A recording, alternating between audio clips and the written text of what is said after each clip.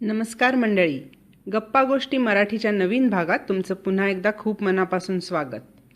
आजचा जो व्हिडिओ आहे तो मला ॲक्च्युली काही मुलांनी रिक्वेस्ट केली आणि ह्या चॅनलच्या काही प्रेक्षकांनी सुद्धा रिक्वेस्ट केली की कॉम्पिटिटिव्ह एक्झाम्समध्ये जो इंग्लिश नावाचा विभाग असतो त्याच्यात एक एरर डिटेक्शन नावाचा प्रकार असतो. हा एक प्रश्न असतो जे म्हणजे वाक्यातली चूक शोधून काढायची.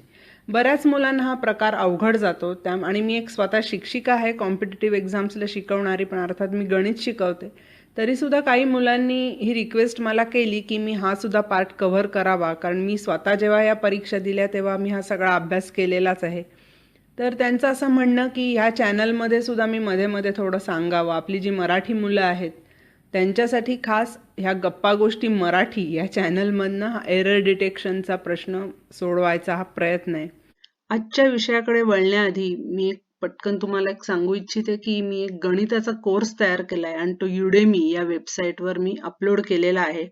युडेमी भारतात अतिशय वाजवी किमतीत विविध कोर्सेस उपलब्ध करून देते आणि त्यातलाच माझाही एक कोर्स आहे.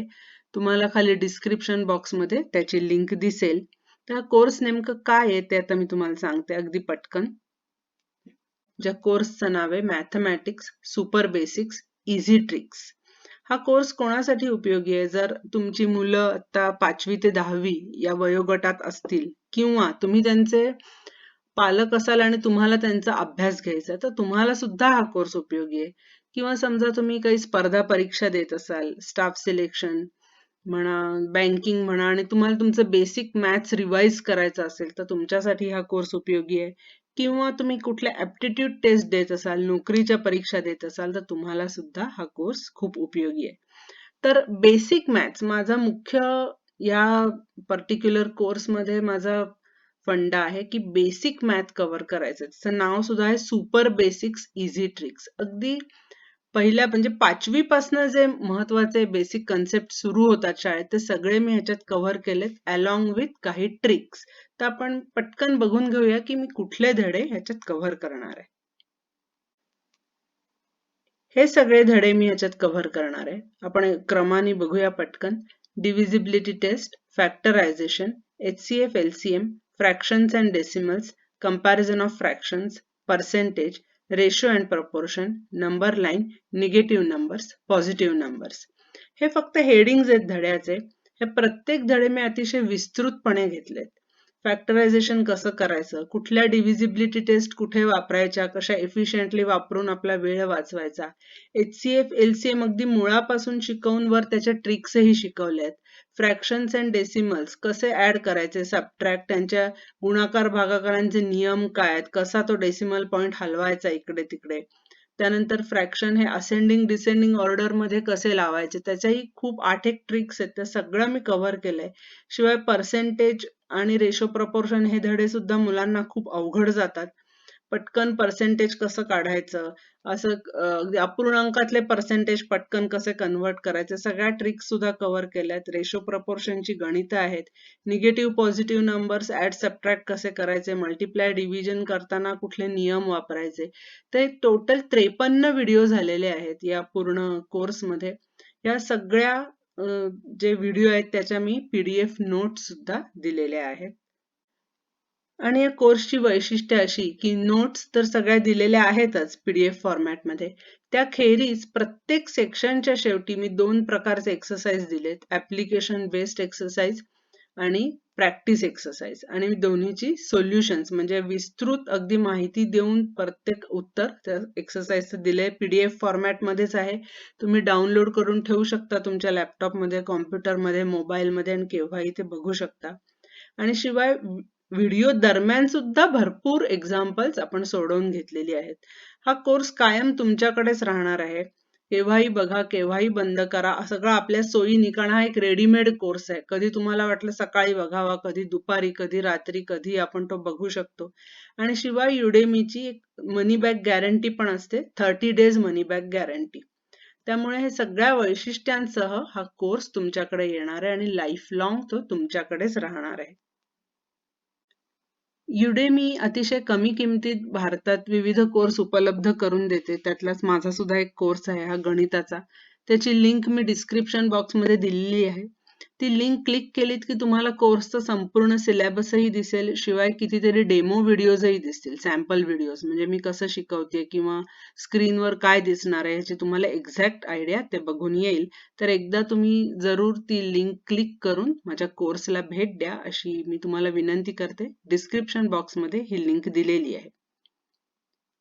तर आता वळूया आपल्या आजच्या भागाकडे, तर म्हणजे इंग्लिशचं एरर डिटेक्शन. हे एरर डिटेक्शन सुद्धा अगदी तुम्ही शाळेत असाल तरी सुद्धा उपयोगी आहे आणि शिवाय कॉम्पिटिटिव्ह टेस्टना सुद्धा उपयोगी आहे. तर चला आता वळूया आपल्या एरर डिटेक्शन या व्हिडिओकडे. तर हा मुख्य IBPS, SSC, CGL, RRB, RBI, SBI किंवा GRE, SAT या सगळ्या परीक्षांना हे उपयोगी पडणार आहे.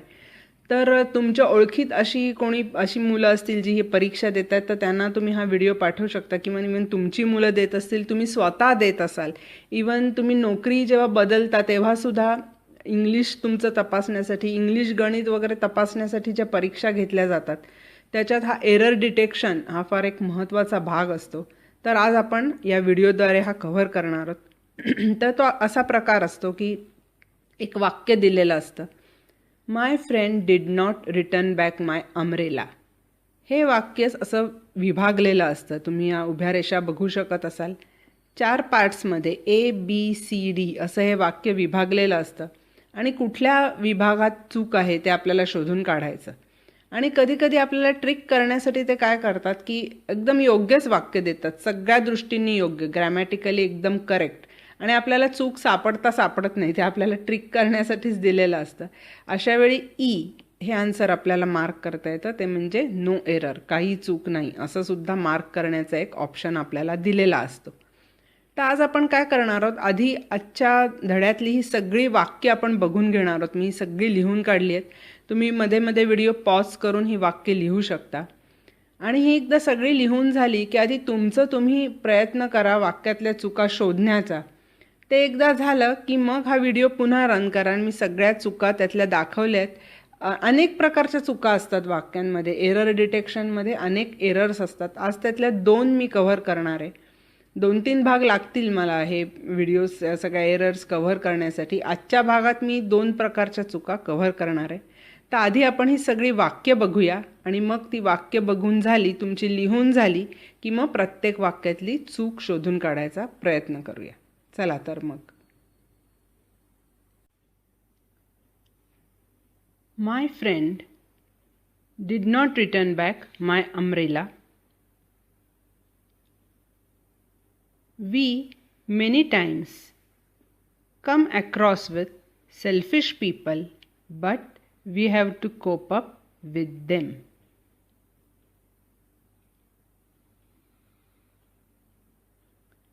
The students have already taken the exam and the result is being awaited for.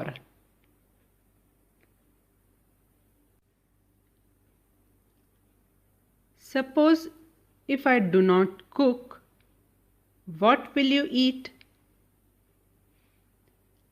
Mrs. Pai, being an excellent teacher, she is liked by all students.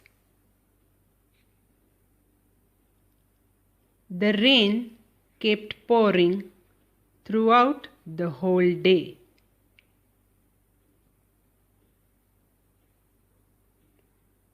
I get annual salary of rupees 10 lakhs every year.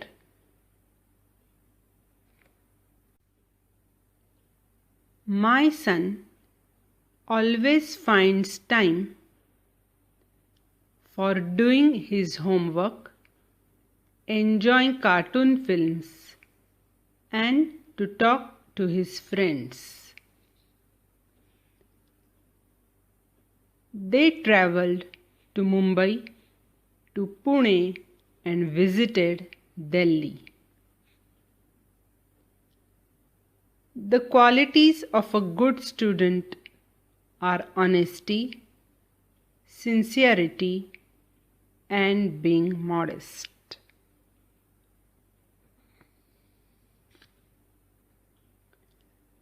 I played the harmonium believing in my own ability, and I desired the audience to like. An employee obeys his boss willingly, completely, and with speed.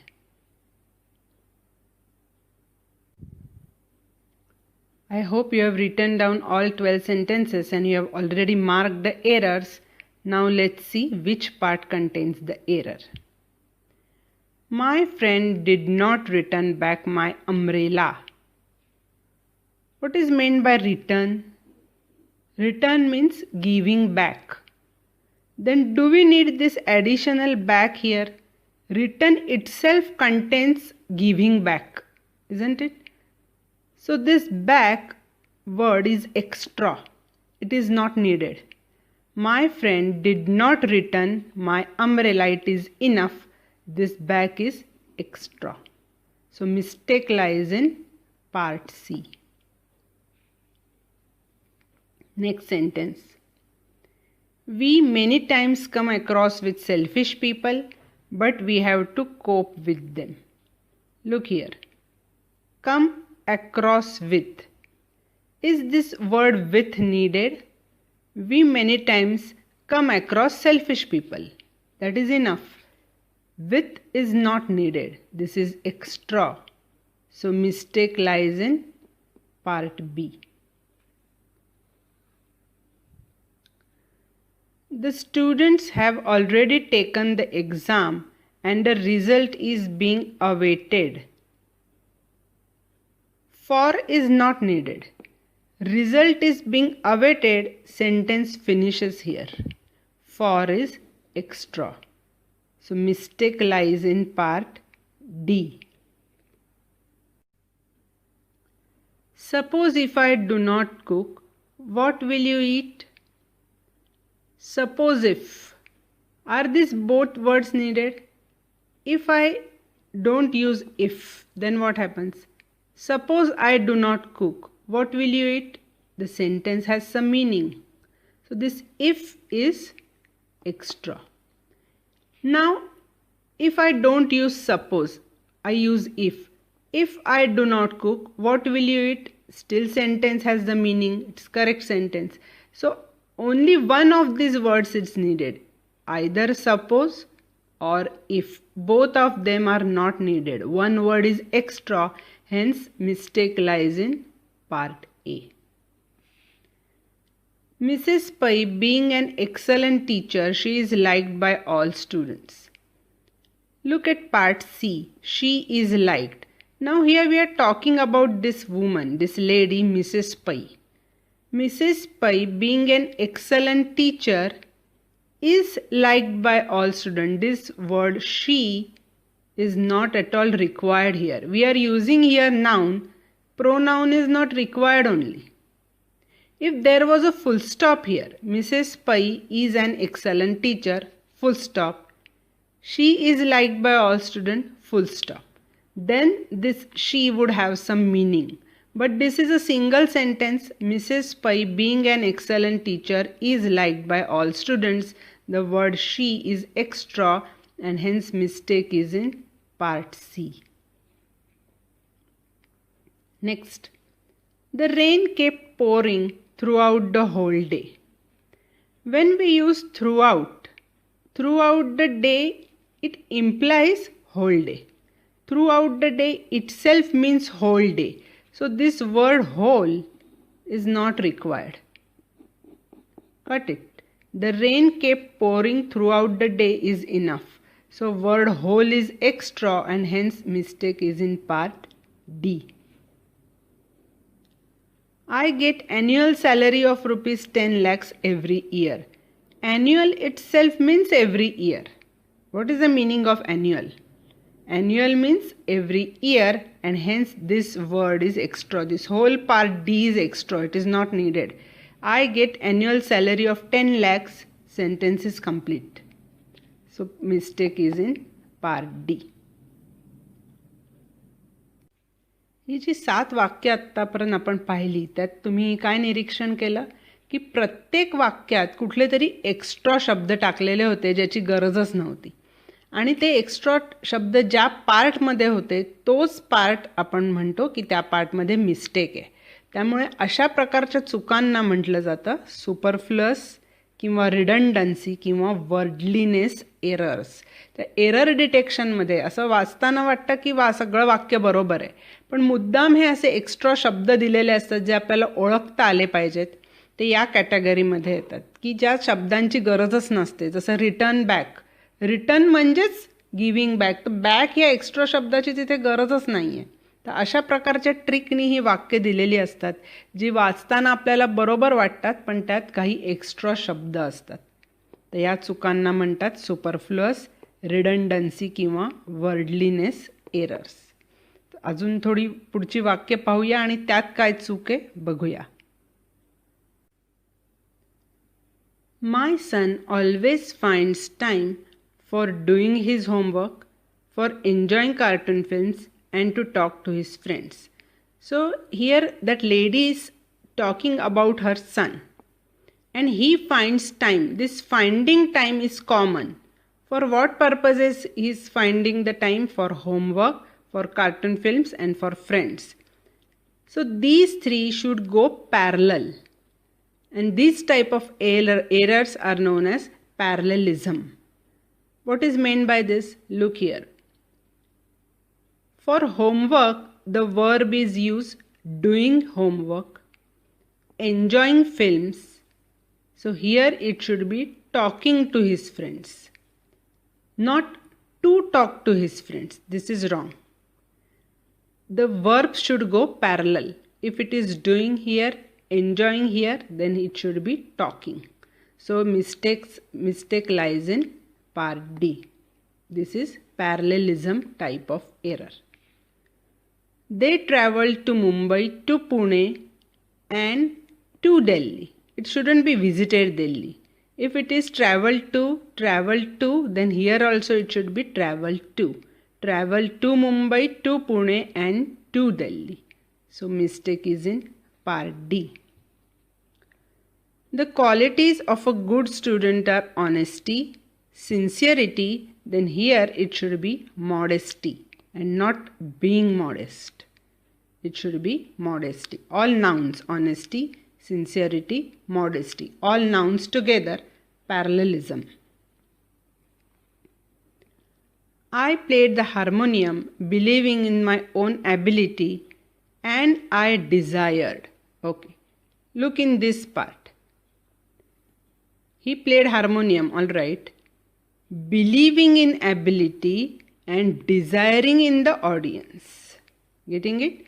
Believing in my own ability and desiring the audience to like. So if it is believing here, it should be desiring here. So mistake is in part C. An employee obeys his boss willingly, completely, and speedily. These two are adverbs. So this also should be adverb. Parallelism.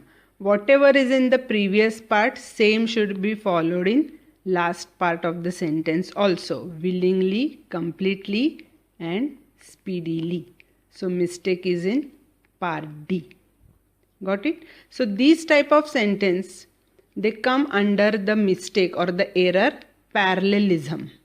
So first few sentences we saw superfluous error, and in these sentences we covered parallelism errors. तर आज आपण या दोन टाईप्सच्या errors cover केल्या. एक म्हणजे superfluous आणि दुसरं म्हणजे पॅरलेलिझम. अशा अनेक प्रकारचे एरर्स असतात सेंटेन्सेसमध्ये. त्या एरर डिटेक्शन या एक्सरसाइजमध्ये आपण कव्हर करणार आहोत. पुढच्या पार्टमध्ये मी अजून थोड्या एरर्स सांगीन कशा आपण डिटेक्ट करायच्या, या वाक्यांमध्ये चुका कशा शोधून काढायच्या. ॲक्च्युली गप्पा गोष्टी मराठी हे जे चॅनल आहे ते सगळ्याच वयोगटाच्या लोकांना उपयोगी पडावं यासाठी विविध व्हिडिओ द्यायचा माझा प्रयत्न असतो. आणि म्हणून मुलांनी काही रिक्वेस्ट केल्या की मी इंग्लिश वर्बल ॲबिलिटी ह्या जो कॉम्पिटिटिव्ह एक्झाममध्ये असतं वर्बल ॲबिलिटी, ते बऱ्याच मुलांना हा एरर डिटेक्शन भाग अवघड जातो. तर त्यांनी रिक्वेस्ट केल्यामुळे ह्या चॅनलमध्ये मी हा पार्ट टाकला आहे. पुढच्या पार्टमध्ये सुद्धा अजून काही एरर डिटेक्शन्स आपण बघणार आहोत। जर तुम्ही हे चॅनल अजून सबस्क्राईब केलं नसेल तर जरूर करा। तर लवकरच भेटू पुढच्या भागात। नमस्कार। तर मंडळी, कसा वाटला आजचा भाग हे खालच्या कॉमेंट्समध्ये लिहून मला नक्की कळवा। तसंच कुणाला जर मॅथ्स संबंधी गणितासंबंधी काही मार्गदर्शन हवं असेल तर माझं अजून एक यूट्यूब चॅनल आहे, maths in minutes with Priya असं त्याचं नाव आहे। मी ऑलरेडी 100हून जास्त व्हिडिओज त्यात टाकलेले आहेत आणि अजूनही टाकत राहणार आहे। त्या चॅनलला सुद्धा तुम्ही भेट देऊ शकता। चॅनलचं नाव तुम्ही स्क्रीनवर बघू शकता, maths in minutes with Priya. गप्पा गोष्टी मराठी या चॅनलसाठी तुम्हाला जर काही विषय सुचवायचे असतील तर यू आर मोस्ट वेलकम। खाली कॉमेंट बॉक्समध्ये लिहून मला जरूर नवीन नवीन विषय कळवा, म्हणजे माझ्या विचारांना सुद्धा चालना मिळेल। आणि हो, हे चॅनल तुम्ही सबस्क्राईबही करू शकता अगदी विनामूल्य। यूट्यूबनीच ही सेवा आपल्याला दिलेली असते। म्हणजे काय होतं की जेव्हा आपण एखादा चॅनल सबस्क्राईब करतो तेव्हा त्या चॅनलमध्ये जेव्हा नवीन व्हिडिओ येतो तेव्हा आपोआप आपल्याला त्याचं नोटिफिकेशन येतं। तेव्हा जरूर सबस्क्राईब करा। गप्पा गोष्टी मराठी। आजचा दिवस तुमचा निरोप घेते। पुन्हा लवकरच भेटू अशा नवीन नवीन हकीकती, नवीन नवीन माहिती आणि नवीन नवीन गोष्टींसह। नमस्कार।